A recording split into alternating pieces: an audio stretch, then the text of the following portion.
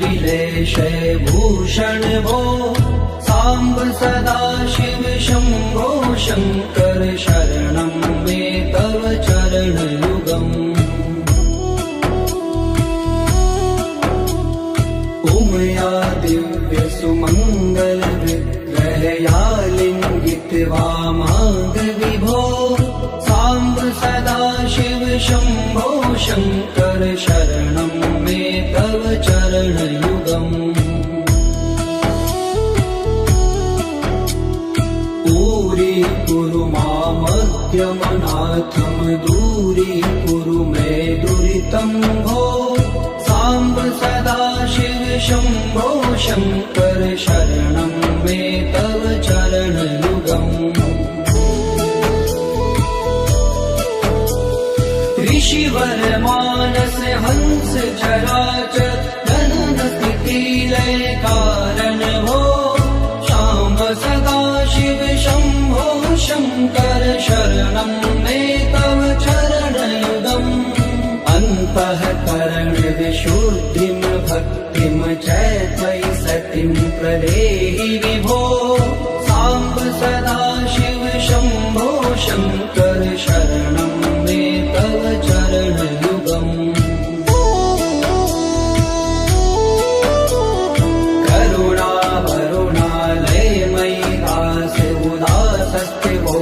पुनरि भो साम्ब सदा शिव शम्भो शङ्कर शरणं मे तव चरणयुगम् जय कैलास निवास प्रमाथ गणाधीश भूसुरार्चित भो साम्ब सदा शिव शम्भो शङ्कर शरणं मे तव चरणयुगम्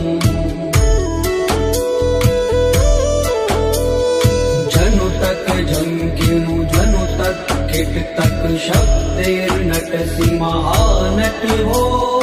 साम्ब सदा शिव शम्भो शङ्कर शरणं मे तव चरणयुगम् धर्म स्थापन दक्ष प्रयक्ष गुरो दक्ष यज्ञ शिक्षक भो शाम्ब सदा शिव शम्भो शङ्कर शरणं मे तव चरणयुगम् बलमारोग्यं चायुष्पदगुणरुचितं चिरं प्रदेहि विभो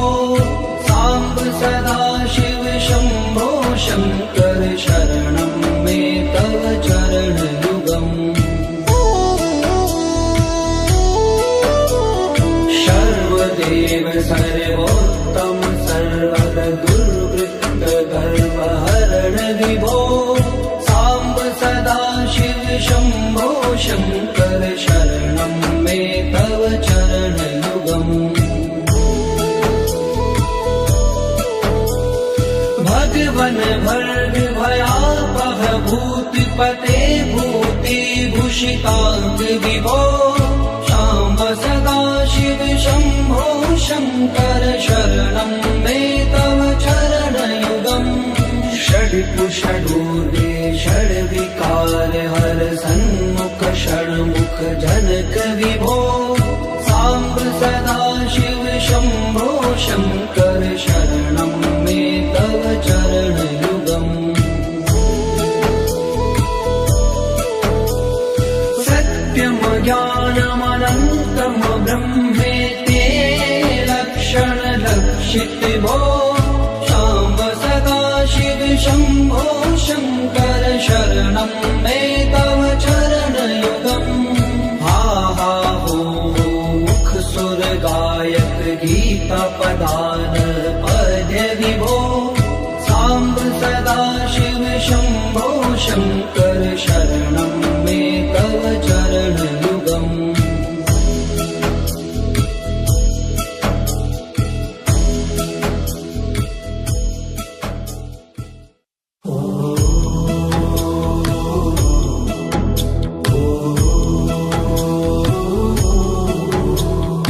ईश गिरीश नरेश परेश महेश विलेश भूषण भो साम्ब सदा शिव शम्भो शङ्कर शरणं मे तव चरणयुगम् उमया दिव्य सुमङ्गल विग्रहया लिङ्गित वामाङ्ग विभो साम्ब सदा शिव शम्भो शङ्कर शरणं मे तव चरणयुगम्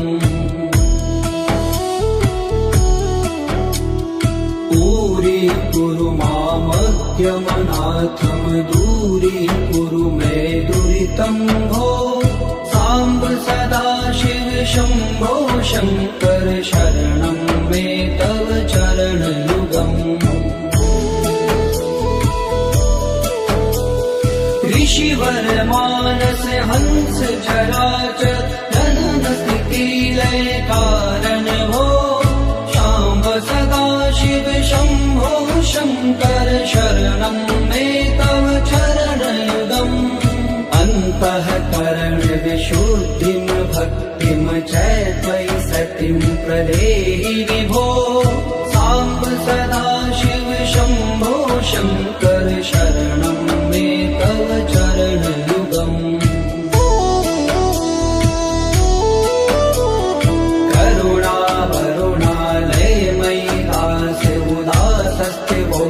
पुनहि भो साम्ब सदा शिव शम्भो शङ्कर शरणं मे तव चरणयुगम् जय कैलास निवास प्रमाथ गणाधीश भूसुराचित भो साम्ब सदा शिव शम्भो शङ्कर शरणं मे तव चरणयुगम्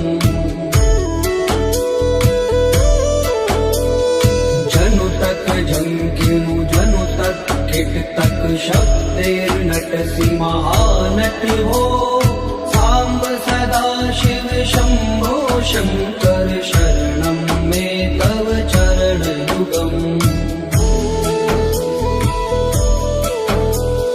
धर्म स्थापन दक्ष प्रयक्ष गुरो दक्ष यज्ञ शिक्षक भो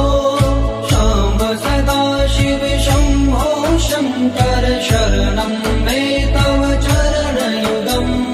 बलमारोग्यं चायुष्पदगुणरुचितं चिरं प्रदेहि विभो साम्ब सदा शिव शम्भो शङ्कर शरणं मे तव चरणयुगम् सर्वदेव सर्वोत्तम सर्वद दुर्वृत्त गर्वहरण विभो साम्ब सदा शिव शम्भो शङ्कर शरणं मे तव चरणयुगम् भगवन् भर्ग भयापह भूतिपते भूतिभूषिताङ्ग विभो साम्ब सदा शिव शम्भो शङ्कर शरणं मे तव चरणयुगम् षड्कुषडूर्वे षड्विकार हर सन्मुख षण्मुख जनक विभो साम्ब सदा शिव शम्भो शङ्कर शरणं मे तव चरणयुगम् सत्यं ज्ञानमनन्तं ब्रह्मेति लक्षणलक्षित भो शाम्ब सदा शिव शम्भो शङ्कर शरणं मे तव चरणयुगम् हा हा हो मुख सुर गायक गीता पदान पद विभो साम्ब सदा शिव शम्भो शङ्कर शरणं मे तव चरणयुगम्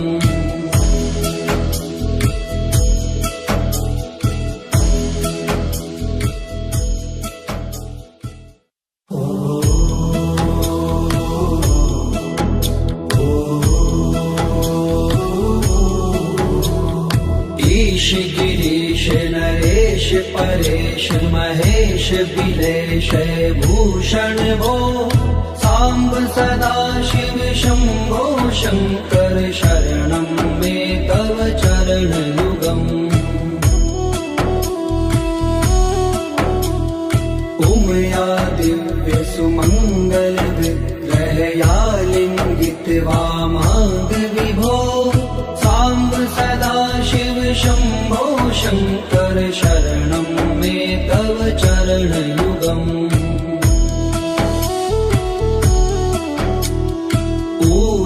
कुरु मामज्ञमनाथं दूरीकुरु मे दुरितं भो साम्ब सदा शिव शम्भो शङ्कर शरणं मे तव चरणयुगम् ऋषिवर मानस हंस चराचर जनन स्थिति लय कारण भो शाम्ब सदा शिव शम्भो शङ्कर शरणं मे तव चरणयुगम् अन्तःकरण विशुद्धिं भक्तिं च त्वयि सतिं प्रदेहि विभो साम्ब सदा शिव शम्भो शङ्कर शरणं मे तव चरणयुगम्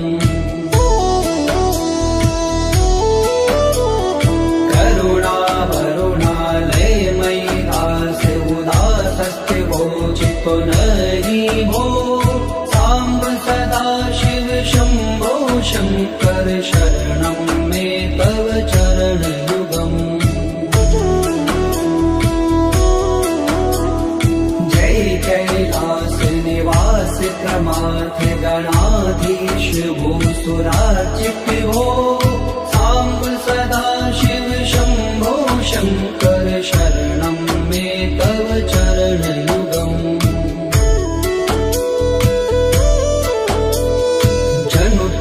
झंकिनु जनु तक किट तक शब्देर्नट महानट हो साम्ब सदा शिव शम्भो शङ्कर शरणं मे तव चरणयुगम् धर्म स्थापन दक्ष प्रयक्ष गुरो दक्ष यज्ञ शिक्षक भो शाम्ब सदा शिव शम्भो शङ्कर शरणं मे तव चरणयुगम् बलमारोग्यं चायुष्पदगुणरुचितं चिरं प्रदेहि विभो साम्ब सदा शिव शम्भो शङ्कर शरणं मे तव चरणयुगम् सर्वदेव सर्वोत्तम सर्वर दुर्वृत्त गर्वहरण विभो साम्ब सदा शिव शम्भो शङ्कर शरणं मे तव चरणयुगम् भगवन् भर्ग भयापह भूतिपते भूतिभूषिताङ्ग विभो साम्ब सदा शिव शम्भो शङ्कर शरणं मे तव चरणयुगम् षड्कुषडूर्वे षड्विकार हर सन्मुख षण्मुख जनक विभो साम्ब सदा शिव शम्भो शङ्कर शरणं मे तव चरणयुगम् सत्यं ज्ञानमनन्तं ब्रह्मेति लक्षण लक्षित भो शाम्ब सदा शिव शम्भो शङ्कर शरणं मे तव चरणयुगम् हा हा हो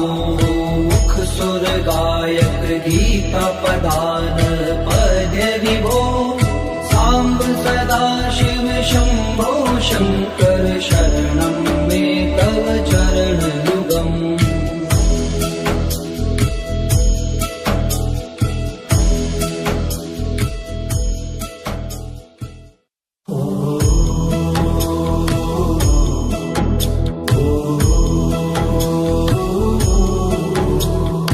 ईश गिरीश नरेश परेश महेश बिलेश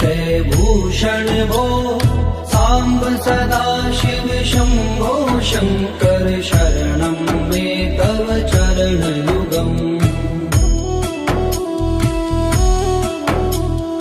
उमया दिव्य सुमङ्गल विग्रहया लिङ्गित वामाङ्ग विभो साम्ब सदा शिव शम्भो शङ्कर शरणं मे तव चरणयुगम्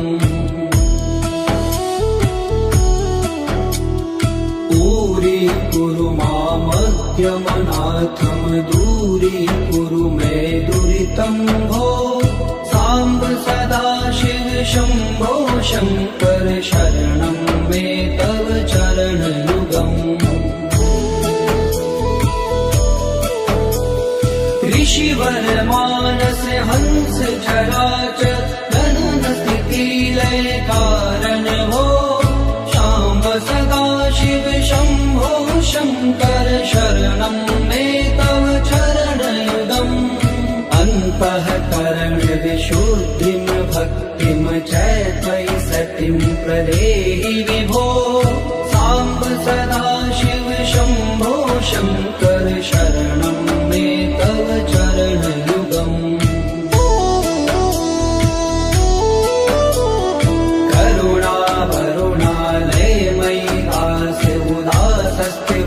चितो नहि भो साम्ब सदा शिव शम्भो शङ्कर शरणं मे तव चरणयुगम् जय कैलास निवास प्रमाथ गणाधीश भूसुराचित भो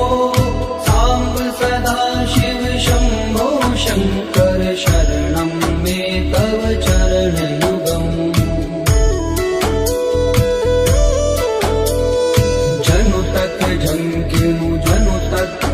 तक शब्देर्नटसि महानट भो साम्ब सदा शिव शम्भो शङ्कर शरणं मे तव चरणयुगम् धर्म स्थापन दक्ष प्रयक्ष गुरो दक्ष यज्ञ शिक्षक भो शाम्ब सदा शिव शम्भो शङ्कर शरणं मे तव चरणयुगम् बलमारोग्यं चायुष्पदगुणरुचितं चिरं प्रदेहि विभो साम्ब सदा शिव शम्भो शङ्कर शरणं मे तव चरणयुगम् सर्वदेव सर्वोत्तम सर्वद दुर्वृत्त गर्वहरण विभो साम्ब सदा शिव शम्भो शङ्कर शरणं मे तव चरणयुगम् भगवन् भर्ग भयापह भूतिपते भूतिभूषिताङ्ग विभो साम्ब सदा शिव शम्भो शङ्कर शरणं मे तव चरणयुगम् षड्कुषडूर्गे षड्विकार हर सन्मुख षण्मुख जनक विभो साम्ब सदा शिव शम्भो शङ्कर शरणं मे तव चरणयुगम् सत्यं ज्ञानमनन्तं ब्रह्मेति लक्षणलक्षित भो शाम्ब सदा शिव शम्भो शङ्कर शरणं मे तव चरणयुगम् हा हा हो मुख सुर गायक गीता पदान पद विभो साम्ब सदा शिव शम्भो शङ्कर शरणं मे तव चरणयुगम्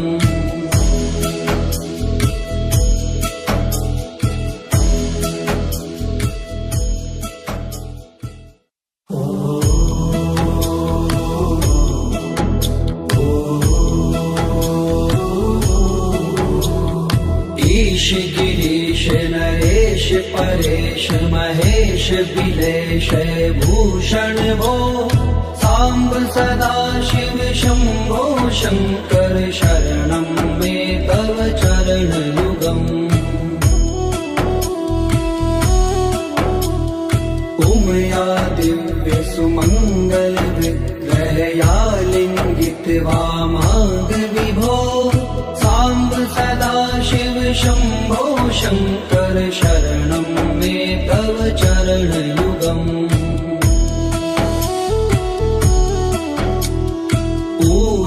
कुरु मामद्यमनाथं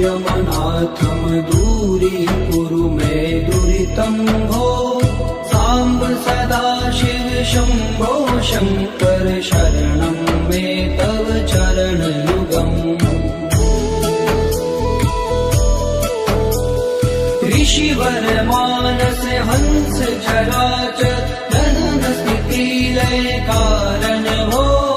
शाम्ब सदा शिव शम्भो शङ्कर शरणं मे तव चरणयुगम्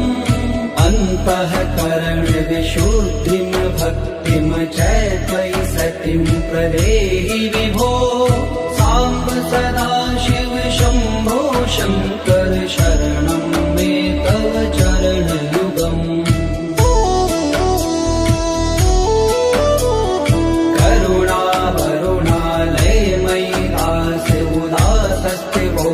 पुनरि भो साम्ब सदा शिव शम्भो शङ्कर शरणं मे तव चरणयुगम् जय कैलास निवास प्रमाथ गणाधीश भूसुरार्चित भो साम्ब सदा शिव शम्भो शङ्कर शरणं मे तव चरणयुगम्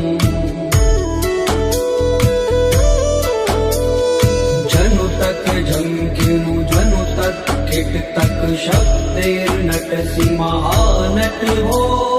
साम्ब सदा शिव शम्भो शङ्कर शरणं मे तव चरणयुगम्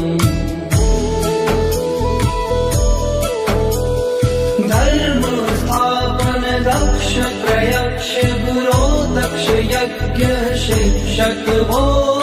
शाम्ब सदा शिव शम्भो शङ्कर शरणं मे तव चरणयुगम् बलमारोग्यं चायुस्त्वद्गुणरुचितं चिरं प्रदेहि विभो साम्ब सदा शिव शम्भो शङ्कर शरणं मे तव चरणयुगम् सर्वदेव सर्वोत्तम सर्वद दुर्वृत्त गर्वहरण विभो साम्ब सदा शिव शम्भो शङ्कर शरणं मे तव चरणयुगम् भगवन् भर्ग भयापह भूतिपते भूतिभूषिताङ्ग विभो साम्ब सदा शिव शम्भो शङ्कर शरणं मे तव चरणयुगम् षड्कुषडूर्वे षड्विकार हर सन्मुख षण्मुख जनक विभो साम्ब सदा शिव शम्भो शङ्कर शरणं मे तव चरणयुगम् सत्यं ज्ञानमनन्तं ब्रह्मेति लक्षण लक्षित भो साम्ब सदा शिव शम्भो शङ्कर शरणं मे तव चरणयुगम् हा हा हो मुख सुर गायक गीता पदान पद विभो साम्ब सदा शिव शम्भो शङ्कर शरणं मे तव चरणयुगम्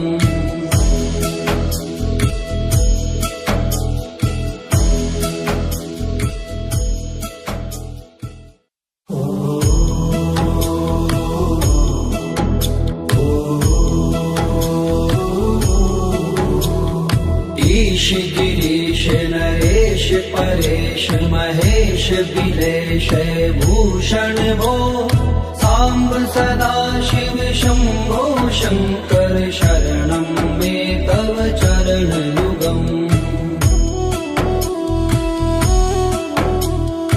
उमया दिव्य सुमङ्गल विग्रहया लिङ्गित वामाङ्ग विभो साम्ब सदा शिव शम्भो शङ्कर शरणं मे तव चरणयुगम्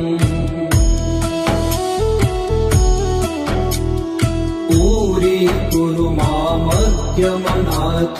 दूरीकुरु मे दुरितं भो साम्ब सदा शिव शम्भो शङ्कर शरणं मे तव चरणयुगम् ऋषिवर मानस हंस चराचर जनन स्थिति लय कारण भो शाम्ब सदा शिव शम्भो शङ्कर शरणं मे तव चरणयुगम् अन्तःकरण विशुद्धिं भक्तिं च त्वयि सतिं प्रदेहि विभो साम्ब सदा शिव शम्भो शङ्कर शरणं मे तव चरणयुगम्